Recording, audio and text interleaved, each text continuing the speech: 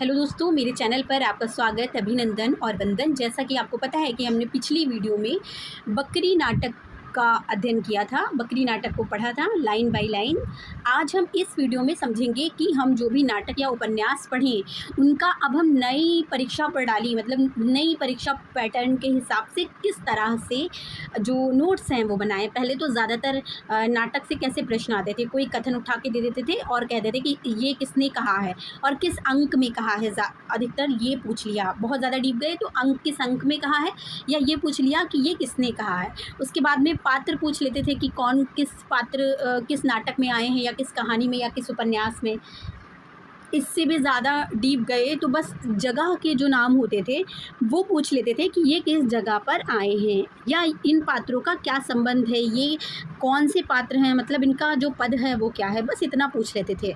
जो परीक्षा पैटर्न था वो बस ऐसे था। लेकिन अब बदलते परीक्षा पैटर्न के हिसाब से अब तो कुछ भी पूछ लेते हैं। ये भी पूछ लेते हैं कि उसने उसको कितना वो कितने वर्षों तक ये चीज़ करा उसने, और कितने वर्षों के बाद वो आया। सबसे पहले तो भूमिका से ही कुछ चीज़ें पूछ लेते हैं, फिर उसके बाद में ये भी पूछ लेते हैं कि अगर शादी हुई तो वो कितने साल तक रही, फिर बच्चा है तो वो कितने वर्षों का है। मतलब सभी चीज़ कुल मिलाकर बहुत डीप प्रश्न पूछे जाने लगते हैं। और ये जो डीप प्रश्न पूछे जाने की ये जो एक प्रणाली है ये बदली क्यों है, सबसे पहले हम आज इस पर बात कर लेते हैं।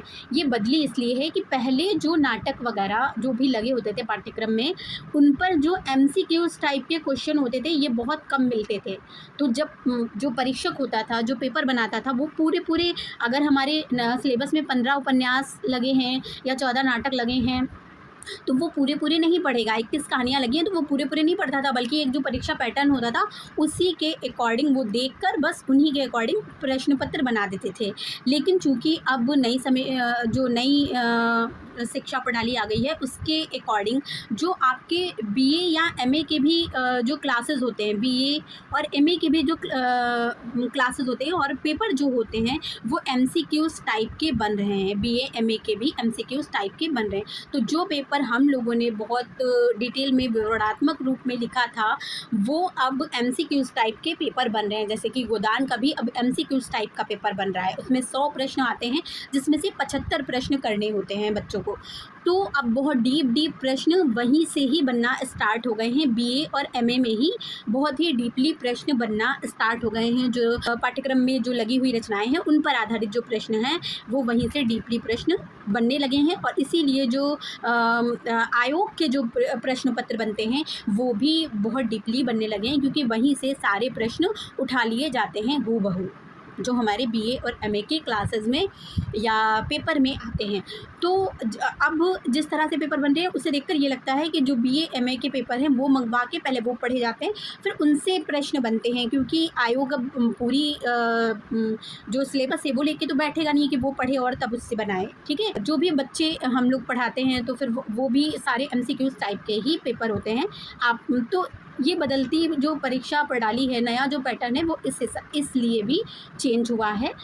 अगर इसके लिए आप क्या कर सकते हैं, अगर आपको बीए के मॉडल मिले और एमए के मॉडल मिले हिंदी के तो आप उनको रीड कर सकते हैं। लेकिन उनमें बहुत गलतियां होती हैं, जो मॉडल पेपर वगैरह होते हैं उनमें बहुत गलतियां होती हैं, तो उसको बहुत अच्छे से रीड करिए। ये पहले आप अपना पढ़ लीजिए शुक्ल वगैरह और इन सबको, और जो मूल पुस्तकें उनको पढ़ लीजिए फिर रीड करिए, क्योंकि मैंने देखा है बहुत ज़्यादा गलतियाँ होती हैं।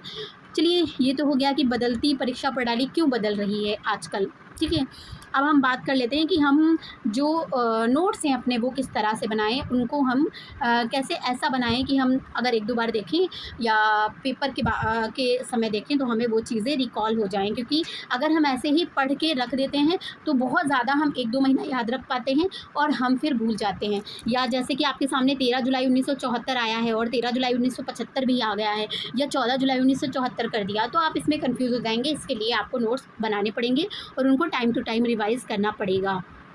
तो जैसे कि मैंने बकरी नाटक पढ़ाया और उसमें वो लगभग 2 घंटे की वीडियो थी, तो आप शॉर्ट्स में कैसे नोट्स बना सकते हैं हम उसमें ये देखेंगे कि 13 जुलाई जैसे हमने मेन पॉइंट जो है वो लिख लिया, त्रिवेणी संगम में हुआ था ये भी लिख लिया, और नई दिल्ली की उद्यान रंगशाला में आयोजित हुआ था ये भी लिख लिया। तो अब भूमिका से भी बहुत प्रश्न बन रहे हैं, तो हम भूमिका को भी देखते हैं। भूमिका में सबसे पहले इब्राहिम अल काज़ी जो हैं, इनका जो है इनसे बातचीत के बाद लिखा गया। राष्ट्रीय नाट्य विद्यालय और नाट्य मंडली ने इसे 2 दिन में प्रस्तुत किया था। तदुपरांत इसे रणजीत कपूर और लखनऊ में प्रस्तुत कराया गया था। निर्देशन इसका कविता नागपाल ने किया था और प्रकाशन इसका श्रीकांत व्यास ने किया था। इस तरह के प्रश्न अब बन रहे हैं तो हमें भी पढ़ने की आवश्यकता है। चलिए आगे चलते हैं। भूमिका में 5 पॉइंट हमारे सामने निकल कर आते हैं। 2 पॉइंट हमने देख लिए। तीसरा पॉइंट है कि रूपगत परिवर्तनों के लिए कृतज्ञता ज्ञापित की गई है, कि जो रूपगत परिवर्तन किए गए हैं उनके लिए जो लेखक है वो 3 लोगों को कृतज्ञता ज्ञापित करता है। किसको किसको ज्ञापित करता है, सबसे पहले हम देख लेते हैं, हाईलाइट भी उन पॉइंट को करेंगे हम। कुमारी ज्योति पांडे को, भानु भारती को और कविता नागपाल को, जिन्होंने इसका निर्देशन किया है। फिर वो बताते हैं कि यह नाटक ना लिखा जाता। क्यों ना लिखा जाता? अगर यदि कोई जन चेतना का पहले नाटक लिखा जा चुका होता, यदि नाटकों के बड़े प्रेक्षागृहों की आवश्यकता ना होती, मतलब जो पहले नाटक लिखे गए हैं उनके लिए बड़े और अच्छे साज सज्जा वाले ग्रहों की, मतलब रंगमंचों की आवश्यकता थी, जबकि इस नाटक के लिए ऐसा कुछ नहीं था। फिर यदि आम आदमी की पीड़ा, आम आदमी की जुबान में रंगमंच पर कोई नाटक खेला जाने ऐसा योग्य पहले से ही होता, जो आम आदमी की पीड़ा को आम आदमी की जुबान में पहुंचाता, तब मैं ये नाटक नहीं लिखता। फिर उसके बाद में कहते हैं कि उद्देश्य इसका कब पूरा होगा, जब यह गाँवों, कस्बों और बस्तियों और स्कूलों कॉलेजों में खेले जाने से पूरा होगा, मतलब जब यह खेला आ जाएगा तब इसका उद्देश्य पूरा होगा। फिर बाद में बताते हैं कि फिर किसने किसने मुख्य भूमिका निभाई है, वो हमने इसका नोट करके रखा है, क्योंकि इस तरह के भी प्रश्न अब बनते हैं कि नट ने अनिल कुमार और भिश्तिल की भी अनिल कुमार ने ही निभाई है, जबकि नटी की कविता नागपाल ने निभाई है। ठीक है। दुर्जन सिंह की पंकज कपूर ने, कर्मवीर की राकेश सक्सेना ने, सत्यवीर की मनीष मनोजा ने, सिपाही की सुभाष त्यागी ने, विपत्ति जो कि जिसकी बकरी थी तो वो विपत्ति जो है उसकी शहला हाशमी अतिया बख्त ने निभाई है, और काकी का अभिनय भी यही करती है। मतलब 2 अभिनय ये शहला हाशमी करती हैं और 2 ही अभिनय जो अनिल कुमार हैं वो करते हैं, एक तो नट का और दूसरा भिश्ती का। फिर हम आगे देखते हैं तो आगे भूमिका का दृश्य सबसे पहले आता है, मतलब सबसे पहले भूमिका आती है सामने हमारे। जो लोक नाट्य होते हैं, जो भी लोक नाटक होते हैं, उनमें सबसे पहले एक भूमिका बांध दी जाती है ताकि जो दर्शक हैं वो उनसे जुड़े रहें। तो उसी तरह से इस नाटक में भी एक भूमिका आती है, और जो मंगलाचरण में नट जो है वो भाग नहीं लेता है, लेकिन नटी के कहने पर, आंखें तरने पर वो मंगलाचरण गाता है, और अंत में नटी से क्या मांगता है, मशक मांगता है। हमने यहाँ से शुरू और अंत का लिख लिया है ताकि हमें एक पूरा जो दृश्य है, पूरा भूमिका का दृश्य है, भूमिका में जो जो चीज़ें हुई हैं वो एक बार फिर से याद आ जाए, रिकॉल हो जाए कि कहाँ से कहाँ तक बात हुई है। अगर इसी बीच जो भी दृश्य आए हैं उनके बारे में पूछा गया कि ये कहाँ से लिए गए हैं, तो भी हम ये बता सकते हैं कि ये भूमिका दृश्य से लिए गए हैं। ठीक है। तो इसलिए हमें शुरुआत और अंत हमेशा याद रखनी होती है, ताकि हम नाटक के बीच की जो भी घटनाएं अगर कभी पूछे एग्ज़ाम में तो हम अंक वाइज अगर प्रश्न बने तो हम आसानी से आंसर दे सकें। पहला अंक और पहला दृश्य आता है और भिश्ती गाता है, बकरी की तरतीब मिलती है। भिश्ती जो बकरी गाता है कि बकरी को क्या पता था मशक बन के रहेगी, ये गाना गाता है। तो उसी से जो दुर्जन सिंह है और जो कर्मवीर हैं, सत्यवीर हैं, उन तीनों को तरतीब मिलती है और सभी ग्रामवासी अंत में बकरी की जय जयकार करते हैं और दुर्जन सिंह इत्यादि उन्हें पैसा इत्यादि चढ़ाने को कहते हैं। तो मतलब हम इससे समझ पा रहे हैं कि पहले अंक में क्या क्या घटनाएं घटित हुई थी और कहाँ तक हुई थी, वो हम इस जो अंक से समझ पा रहे हैं, मतलब हमने नोट बना लिया है। ठीक है। अब आगे हम चलते हैं, और आपको पता होगा कि जो लोक नाटक होता है उसमें जब एक अंक या एक दृश्य समाप्त होता है तो फिर गायन की परंपरा होती है, मतलब कोई एक पात्र आता है वो गाना गाता है और फिर बाद में जो स्त्री पात्र है वो आती है, वो भी उससे तुक में तुक मिलाती है और फिर लास्ट में जो पंक्तियां गाते हैं वो दोनों लोग गाने लगते हैं। इस तरह की जो परंपरा है ये लोक जो नाटक होते हैं उनमें होती ही होती है, और यही परंपरा धर्मवीर भारती ने अंधा युग नाटक में भी निभाई है। ठीक है।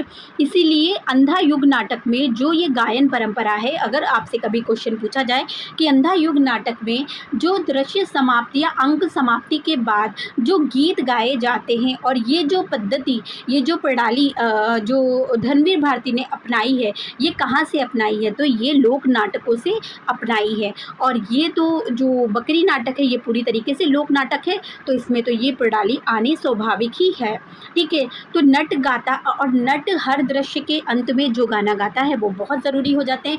आपसे पूछ सकते हैं कि कौन से नट ने तो गाया है, ठीक है, वो हमें समझ में आ जाएगा, लेकिन कौन से दृश्य में गाया है तो ये हमें समझना है। आपके पास 6 दृश्य हैं और आपको 6 जो गाने हैं वो मिलेंगे नट गायन के। तो दौलत की है दरकार है सरकार, आपको ये बस आप याद रख लीजिए। बाद में यहाँ जो तुकबंदी बनती है उससे आपको पता ही चल जाएगा। कोई शिकार चाहिए हर बार आपको, इससे आपको फिर पता ही चल जाएगा। फिर उसके बाद में नटी का गायन होता है, और नटी जाल लेकर खड़े होना, न तुम पानी में डाल देगी यहाँ हर शय तुम्हें हैरानी में। नट फिर कहता है हम तो मछली के संग घड़ियाल बांध लाएंगे, जोश होता है ऐसा कुछ जवानी में। तो यहाँ पे देखिए जाल की बात नटी कर रही है और मछली की बात कौन कर रहा है? नट बात कर रहा है। तो यहाँ पर जो पहला दृश्य होता है और उसके अंत में नट नटी ये गाना गाते हैं। अब दूसरा दृश्य क्या है? दूसरा दृश्य चौपाल का दृश्य है और युवक तथा अन्य ग्रामीण जन वार्तालाप कर रहे होते हैं। ठीक है। किस चीज़ के लिए वार्तालाप कर रहे होते हैं? कि जो बकरी है वो क्यों दे दिया उन लोगों को, और विपत्ति को क्यों वहाँ भेज दिया गया जेल में। इस तरह की जो बातें हैं जो युवक है वो सभी से पूछता है। तो यहाँ पर यही ग्रामीण और युवक की आपस में बातचीत होती है। तो अगर कोई भी ऐसा कथन आता है आपके मतलब प्रश्न में बनता है पेपर में, जिसमें ग्रामीण और युवक जो आपस में बातें कर रहे होते हैं और इस तरह की बातें कर रहे होते हैं, जिसमें युवक ग्रामीणों से ये प्रश्न पूछ रहा होता है कि आपने ऐसा क्यों किया, आपने ऐसा क्यों किया, तो वहाँ पे वो दूसरा दृश्य हो जाएगा और चौपाल का दृश्य होगा। फिर उसमें भी अंत में नट गायन होता है और नट कहता है कि धर्म ईश्वर भाग्य सबकी उंगलियों पे घूमता। यहाँ पे जो ग्रामीण जन हैं वो क्या कहते हैं? वो ये कहते हैं कि जो हमारे कर्म है वो हमें करने चाहिए, बाकी जो अगर उन लोगों ने गलत किया है, कर्मवीर सत्यवीर और दुर्जन सिंह ने, तो वो उनके कर्म है और वो ईश्वर जानेगा। तो फिर इसीलिए दूसरे जो दृश्य के अंत में नट जो गायन होता है वो उसी से संबंधित है। देखिए क्या कहता है? धर्म ईश्वर भाग्य सबकी उंगलियों से घूमता, आदमी मिट्टी का लौदा चाक पर है झूमता, नेकी सच्चाई सराफत धर के सब कुछ ताक पर, थोड़े नक्ते भी यहाँ इतरा रहे हैं नाक पर, एक नारा ढलता है हर बर्बादी के बाद, आश्रम ही आश्रम खुल गए आज़ादी के बाद। तो यहाँ पर ये बात कही जा रही है चौपाल के दृश्य के बाद।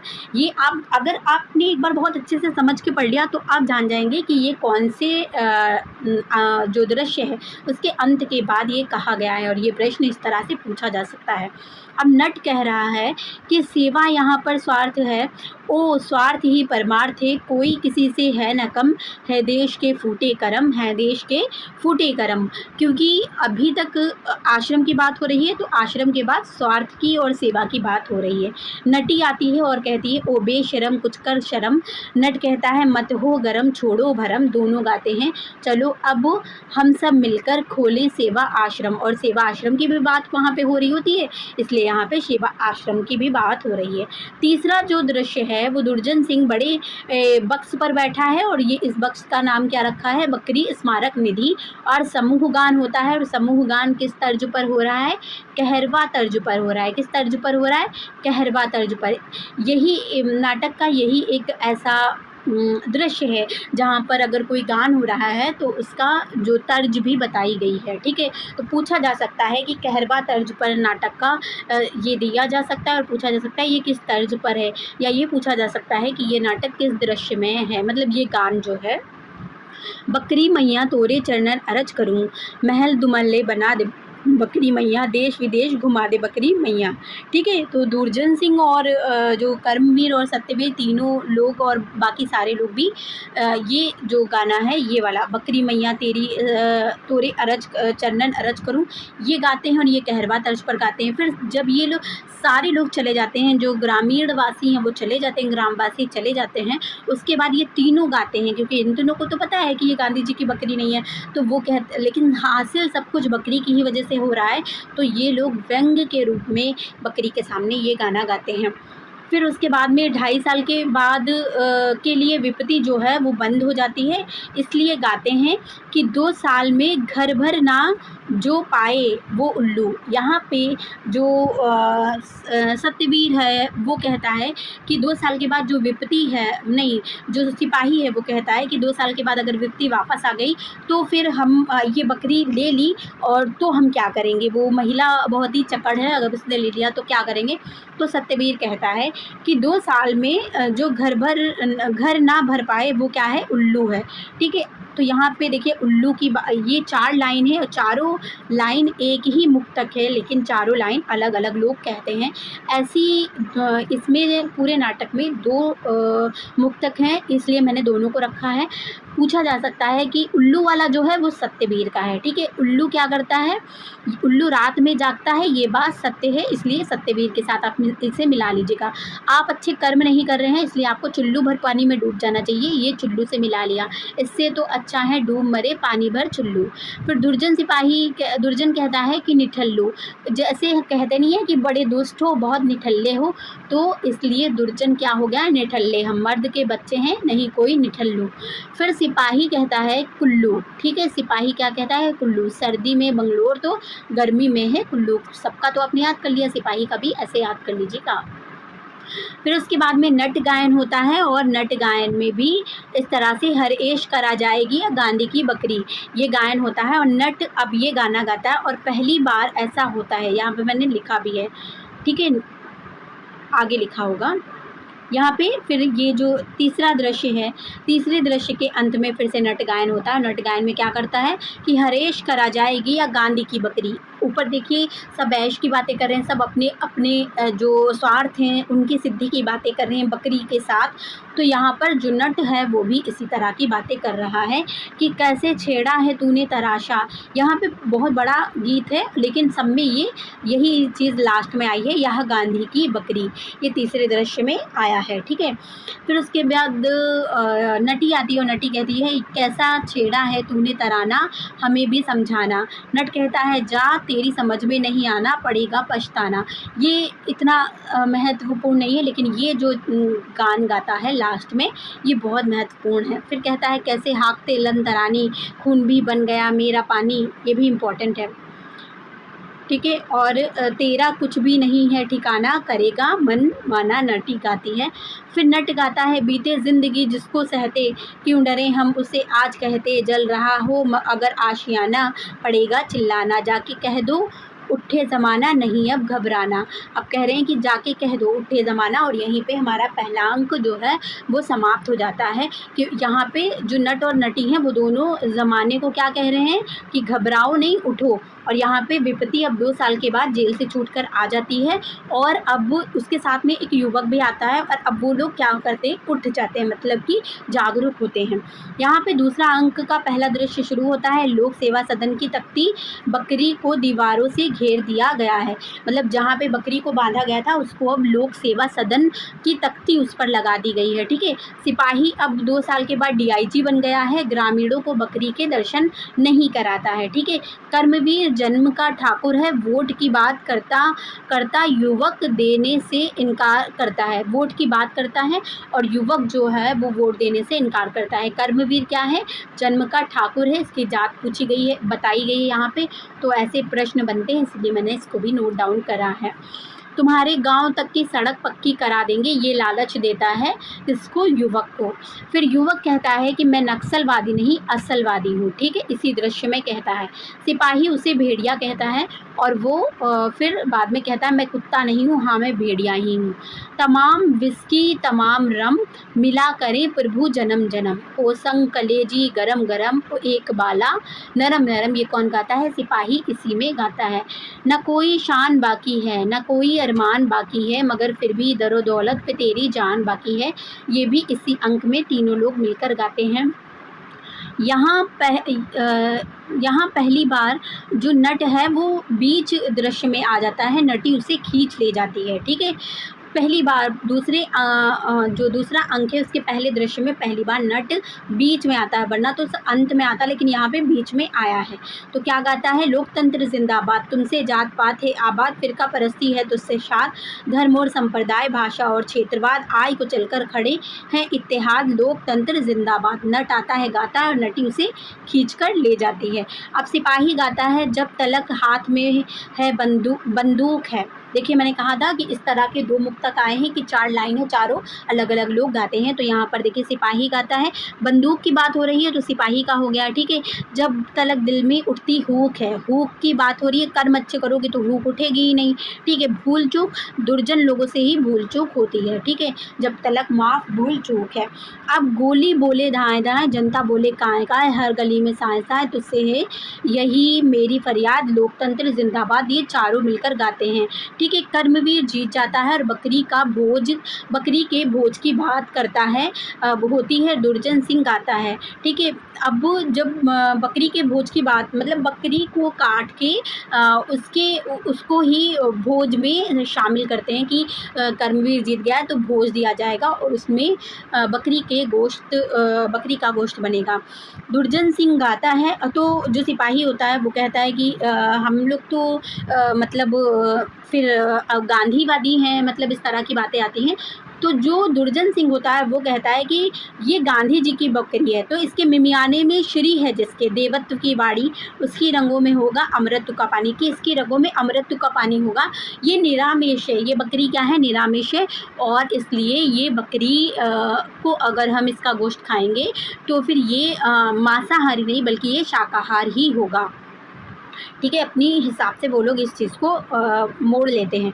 नट गायन होता है और नट अब ये गाना गाता है क्योंकि बकरी की शरण से ही सब कुछ काम बने हैं, लेकिन अब उसी को खाने जा रहे हैं लोग, तो नट अभी इसमें यही गाता है कि जिसकी लेते हैं शरण उसको ही खा जाते हैं लोग, जिसको थामा हाथ उसको ही लगा जाते हैं भूख, मुँह से निकला राम जैसे पट, पेट से निकली डकार, वह भी मजबूरी हो जैसे, वह भी जो बेइख्तियार, जिसका झंडो हाथ में है वह समायो पेट में, पेट ही बस पेट निकल आ रहा देश में, कोई बतलाए भी आकर क्या करूं इस कलेश का, ठीक है। फिर बाद में नटी आती है और मंजीरा ढोल बजाओ, चलो कुछ नाचो गाओ, दिखाओ कर रहे हैं धंधा हम भी पेट का। वो कह रही है नटी कि हम भी तो पेट का ही धंधा कर रहे हैं, नटी हैं। तो नट कहता है कि उचक के इतने सारे निकलते मुंह अंधियारे, भरोसा किसको रह गया अपनी टेंट का। फिर दूसरा दृश्य आता है और दूसरा दृश्य में कर्मवीर जीत जाता है और युवक ग्रामीणों से बहस करता है। विपत्ति आती है और बताती है कि उसकी बकरी को सिपाही कसाई के यहाँ ले जा रहा है। पहले वाले में तो केवल बात की थी, अब इसमें कसाई के यहाँ ले जा रहे होते हुए विपत्ति देख लेती है। गाँव वाले बकरी को गाँव वाले कहते हैं वो दूसरी बकरी होगी, लेकिन विपत्ति कहते हैं मैं उसे पहचान गई थी, वो मेरी ही बकरी है। और फिर वो लोग आश्रम में देखने जाते हैं, जब वो वहाँ नहीं मिलती है तब विपत्ति सारे जो गांव वाले हैं उनसे कहती है वो तुम सब कसाई हो, मेरी बकरी को मारने वाले केवल वही नहीं तुम सब उसमें शामिल हो, क्योंकि तुम सब ने अंधश्रद्धा दिखाई थी। जब नहीं मिलती तो युवक विपत्ति गांव वाले सब जाते हैं। इसी दृश्य में एक गान आता है जो गाते हैं फिर, ठीक है। कौन कसूर भइल हमसे मैया, बिखा गईल मुरझाए हो, बिरवा गईल मुरझाए हो, सींचत सींचत उमर सिरानी नेकू नहीं हरियाव हो। अब सब मिलकर गाते हैं और कहते हैं कि ऐसी क्या भूल हमसे हो गई मैया कि हमारे साथ ऐसा हो रहा है। अब नट गायन होता है और नट गायन में जिस धूल से शहरों में मची रंग रेलियाँ, जिन छप्परों के बल पे खड़ी हैं हवेलियाँ, उस आदमी को आदमी वे मानते नहीं, जब काम निकल जाता है पहचानते नहीं। उसकी भिवाइयों से चला रेलगाड़ियाँ, उसके ही चौथड़ों से पहन सूट गाड़ियाँ, चिथड़ों से पहन उसके ही पेट पर जला के जश्न चिराग, कहते हैं समाजवाद ओ देश जाग जाग, ओ देश जाग जाग। एक तरफ मंच पर जो है वो भाषण हो रहा है, एक तरफ जो क्या बोलते हैं भोज होने जा रहा है, तो फिर इसीलिए नट ये गाना गाता है। पहला ऐसा गायन है जिसमें नटी नहीं आई है। दूसरे अंक का जो दूसरा दृश्य है इसमें नटी नहीं आती है, केवल नट गाना गाता है। अब जो तीसरा दृश्य है वो भोज का दृश्य है और दुर्जन सिंह भाषण देकर भिष्टी को सम्मानित करता है, क्योंकि भिष्टी की वजह से ही उनके मन में ये तरतीब आई थी कि बकरी को लाकर ही सब कुछ किया जाए, और उसे उपहार में क्या देते हैं, बकरी की खाल, उसी बकरी की खाल देते हैं जो विप्ती की बकरी है, क्योंकि उसका तो उन्होंने गोश्त बना के भोज में उसको खा रहे हैं। उससे गाना गाने के लिए कहता है, वह वही गाना गाता है। भिष्टी से अब कहता है कि कुछ गाओ दुर्जन सिंह, तो वह वही गाना गाने लगता है कि भिष्टी को कब पता था मशक बन के, ये बकरी को कब पता था मशक बन के रहेगी। तो जो सत्यवीर सिपाही है वो उसको लात मारता है और कहता है कि तू हमेशा यही गाना गाता रहता है, कुछ नया गा। तो भिष्टी कहता है हमें तो कुछ नया नहीं मालूम है, लेकिन हमारे बेटे को नया मालूम है, मैं उससे बुलाकर लाता हूँ। तो कहता है हाँ जाओ, उससे बुलाकर लेके आ। तो वो युवक को बुलाकर लेकर आता है, वही युवक जो विद्रोह कर रहा होता है इतने दिनों से। कहाँ पे विद्रोह कर रहा होता है, गांव में विद्रोह कर रहा होता है इन सब का। वही आता है और वो गाना गाता है, बकरी हमको बना दिया, बकरी की मेमे ने सब कुछ सहना सिखला दिया, बकरी की मेमे ने। बहुत बड़ा सा एक जो गाना है वो गाता है, लेकिन आप समझ जाएंगे क्योंकि सब में बकरी की मेमे ने सिखला दिया, इस तरह की बातें की गई हैं। फिर युवक ही इनकलाब जिंदाबाद का नारा लगाता है और सभी उन्हें रस्सों में बांध देते हैं। इनकलाब जिंदाबाद का नारा लगाता है और सभी लोगों को सभी लोग मिलकर, गांव वाले जितने लोग हैं सभी 3 लोगों को, जो कर्मवीर सत्यवीर दुर्जन सिंह प्लस सिपाही, उन सबको मिलकर बांध लेते हैं रस्सियों में। और नट जो है वो नट नटी सब मिलकर, नट नटी भी आ जाते हैं और सब मिलकर गाना गाते हैं। कौन सा गाना गाते हैं, दिन में 2 रोटी के हों, जब देश में लाले पड़े हो सब, खामोश सबकी ज़बां पर ताले पड़े, तोंद अड़ियल पिचके पेटों पर चलाएं गोलियां, हर तरफ फिर न निकले क्रांतिकारी टोलियां, फिर बताओ किस तरह खामोश बैठा जाए, अब तो खोले खून रह रह कर ज़बां पर आए, बहुत हो चुका अब हमारी है बारी, बदल के रहेंगे हम ये दुनिया तुम्हारी। तो यहाँ पर जो नाटक है वो समाप्त हो जाता है। नाटक का सुखद अंक है और लोक नाटकों में नाटक का सुखद अंत भी होता है। फिर उसके बाद कुछ तथ्य आप नोट कर लीजिएगा, जैसे कि छोटे छोटे तथ्य हैं लेकिन एग्ज़ाम की दृष्टि से बहुत महत्वपूर्ण है कि विपत्ति की बकरी जमींदार साहब कितने रुपए में खरीद रहे थे, 20 रुपए में, जबकि सिपाही उसका दाम कितने का बताता है, 55 करोड़ की बकरी। 25 साल से इस बकरी को कौन खोज रहा था, दुर्जन सिंह बोलता है हम इस बकरी को 25 साल से खोज रहे थे। अब जज को उसकी विक लगाकर कर्मवीर ये फैसला सुनाता है कि विपत्ति को क्या सज़ा होगी। अब सार्वजनिक संपत्ति हड़पने के आरोप में इस औरत को सज़ा होगी, किस दफ़ा के तहत सज़ा होगी, XQ0 के तहत। ठीक है, ये भी पूछा जा सकता है कि किस दफ़ा के तहत, तो XQ0 के तहत कितने साल की होगी, 2 साल की होगी। लेकिन 500 रुपये जुर्माना भी है और वो तो विपत्ति बेचारी गरीब है तो नहीं दे पाएगी ना, तो 6 महीने का जो है वो कैद भी होगी, कैद बा मशक्क़त होगी, इसलिए लगभग 2 साल और 6 महीने विपत्ति जेल में रहेगी। कुछ मिलना कुछ खोना भी होता है, हम जितना खोने को तैयार रहते हैं उससे पता चलता है कि हम कितना पाना चाहते हैं। दुर्जन सिंह पहला अंक और पहले दृश्य में ये बात कहता है और बकरी स्मारक निधि भी बनाता है जिस पर सत्यवीर बैठा होता है। है, हम देखते हैं। और इसी तरह से 4 बकरी संस्थान भी बनते हैं, बकरी शांति प्रतिष्ठान, बकरी संस्थान, बकरी सेवा संघ, बकरी मंडल। तो इस तरह से हम तथ्यात्मक भूमिका प्लस जो गीत हैं उनको लेकर जो हमें याद रह जाते हैं उन पंक्तियों को उठाकर हम लिख लें, ताकि हमें वो पूरा एक नाटक जो है वो फिर से पूरा रिकॉल हो जाए, हमारी स्मृति पटल पर एक बार फिर से अंकित हो जाए, फिर से चलने लगे। तो ऐसे नोट्स आप बनाइए हस्तलिखित और उनको टाइम टू टाइम रिवाइज करते रहिए, और फिर बाद में आप MCQs भी लगाइए, ठीक है। तो इससे हमारा जो है पूरी तरीके से तैयारी होगी, अच्छी तैयारी होगी।